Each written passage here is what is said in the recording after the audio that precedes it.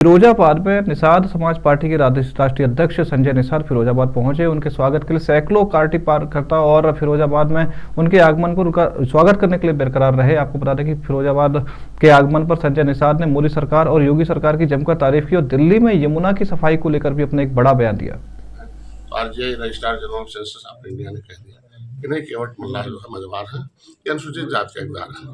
अब हमारे पास दो प्रमाणिक दस्तावेज, राज्यपाल अपने पावर का इस्तेमाल करके ओबीसी से निकाल दिया, आरजीआई ने कह दिया तो ये दोनों लागू होना चाहिए। अब 9% ओबीसी से निकले और 9% 23% एससी में जुड़ जाए तो ऐसे लोगों को अनुसूचित जाति का प्रमाण पत्र मिले और संविधान मिला हुआ हक ले। तो जिसे लेना है, जिसे मिले वो तो जाना है। ये तो बेचारा झुआ भरवोट हमारे लोग पौआ पिला के वोट लेके इन्हें बर्बाद कर रहे हैं। इनको जिस तरीके से लेदरमैन पाया, टोपी झंडा नारा लगाया, एक नेता एक पार्टी बनाया, अपने वोट की चोट से, अपने वोट की ताकत से उसने संविधान का हक हिस्सा ले लिया। उसी तरीके से मछुआ समुदाय को जगा रहा हूँ, इनको बता रहा हूँ कि भाई आप अपने बच्चों का भविष्य लूटने वाले को वोट देना चाहते हो या आपके भविष्य बनाने वाले को वोट देना चाहते हो, तो अपना वोट इकट्ठा कर रहे हैं, तय कर रहे हैं कि नहीं अब हमारा जो संविधान मिला वो लागू करेंगे। सवाल थे मेरे। कोई भी टिप्पणी करने से पहले माननीय मुख्यमंत्री जी को जनता ने पद दिया, हमारे लोकतंत्र के मुताबिक जनता ने इस उत्तर प्रदेश में दोबारा मुख्यमंत्री दिया है, क्योंकि उनकी व्यवस्था, उनका सोच, उनका काम कारोबार अच्छे थे। जो उत्तर प्रदेश में 37 वर्ष में हाथी हटाओ साइकिल लाओ, साइकिल हटाओ पंजा लाओ, ये खेला चलता था। लेकिन अब उत्तर प्रदेश की जनता ने कहा नहीं, योगी जी को लाओ। योगी जी हमारे ठीक हैं और उन्होंने अच्छे कार्य किए हैं और उत्तर प्रदेश को सर्वोत्तम प्रदेश बनाया है। और कोई न कोई घटना हो गई है, वो हमारे लिए दुखद है, उस पर जांच चल रहा है और जांच होने तक उस पर हम लोग कोई टिप्पणी करें ठीक नहीं है। और ये सब इस्तीफा मांगना और गैर अमर्यादित शब्दों का प्रयोग करना ये उचित नहीं है। और पूरी खबर पर अपडेट के लिए हमारे साथ फिरोजाबाद से हमारे सहयोगी देवाशीष शर्मा जुड़े हुए। देवाशीष जी, हमें ये बताएं, निषाद समाज पार्टी के राष्ट्रीय अध्यक्ष जो कि संजय निषाद हैं, वो फिरोजाबाद पहुंचे हैं। काफी सैकड़ों कार्यकर्ता और उनके जो पदाधिकारी है वो उनके स्वागत के लिए मौजूद थे, लेकिन उन्होंने एक बड़ी बात कही है, मोदी सरकार और योगी सरकार की जमकर तारीफ करी है। बिल्कुल अवधेश जी, संवैधानिक अधिकार रथ यात्रा को लेकर निषाद पार्टी के राष्ट्रीय अध्यक्ष कैबिनेट मंत्री संजय निषाद आज फिरोजाबाद पहुंचे थे। लगातार उन्होंने इशारों में कई बार मोदी सरकार और योगी सरकार की तारीफ की, वहीं दूसरी तरफ समाजवादी पार्टी और कांग्रेस को आड़े हाथ भी लिया। जब उनसे दिल्ली के विषय में, यमुना के विषय में जब पूछा गया तो उन्होंने केजरीवाल पर भी तंज कसते हुए सीधे तौर पर कह दिया कि दिल्ली से कचरा साफ कर दिया, केवल नाम की झाड़ू थी, अब मोदी जी की सरकार होगी, अब यमुना भी गंगा की तरह साफ होगी। तो तमाम चीजों को लेकर उन्होंने बेबाकी से जवाब दिए। उनसे हमने फिरोजाबाद से जुड़ा हुआ है क्योंकि संवैधानिक अधिकार रथ यात्रा वो लेकर आए थे, तो उनसे हमने ये भी पूछा कि फिरोजाबाद के मजदूर को जो उसके संवैधानिक अधिकार है वो कब तक मिल पाएंगे। तो उस पर भी गोलमोल जवाब देते हुए उन्होंने कहा इस सरकार में सब कुछ ठीक होगा, मजदूरों को भी उनका न्याय मिलेगा, शोषित वंचित लोगों को भी न्याय मिलेगा।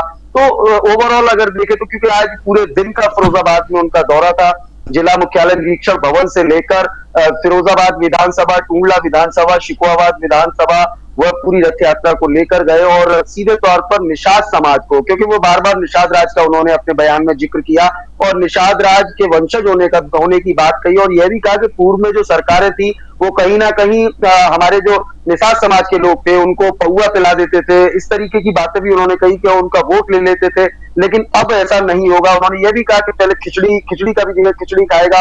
तो इस तरीके के बयान उन्होंने अपने ओवरऑल पूरे रथ यात्रा के दौरान दिए और सीधे तौर पर वह हमलावर रहे समाजवादी पार्टी फिरोजाबाद के डेवलपमेंट को लेकर, फिरोजाबाद के मजदूर को लेकर और फिरोजाबाद के विकास को लेकर इनके पास में क्या कुछ एजेंडा है? क्योंकि आप बता रहे हैं कि रथ यात्रा को लेकर काफी दिन भर का इनका शेड्यूल था, लेकिन शेड्यूल के दौरान इनके पास में वो क्या एजेंडा था जिससे फिरोजाबाद में डेवलपमेंट देखा जा सकता है? फिरोजाबाद का मजबूर जो है वो ट्रैक्टर ट्रॉली के ऊपर जो ढोया जाता है उससे जो है स्वतंत्र हो सकता है। बिल्कुल, देखिए ये पूरी जो रथ यात्रा थी वो सीधे तौर पर अपने निषाद समाज को एकजुट करने वाली रथ यात्रा थी। उन्होंने कहा भी था कि मैं समझाने आया हूं, पूर्व में काशीराम जी का उन्होंने जिक्र किया, तमाम नेताओं का जिक्र किया, लेकिन असल में हकीकत अगर ग्राउंड लेवल की अगर बात करें तो फिरोजाबाद के विकास को लेकर, फिरोजाबाद के मजदूर के सर्वांगीण विकास को लेकर उनके पास कोई भी योजना नहीं है, केवल हवाई बातें हैं। रथ यात्रा के दौरान केवल स्वागत का दौर चला, स्वागत हुआ जगह जगह और उसके बाद माननीय मंत्री जी आगे बढ़ गए।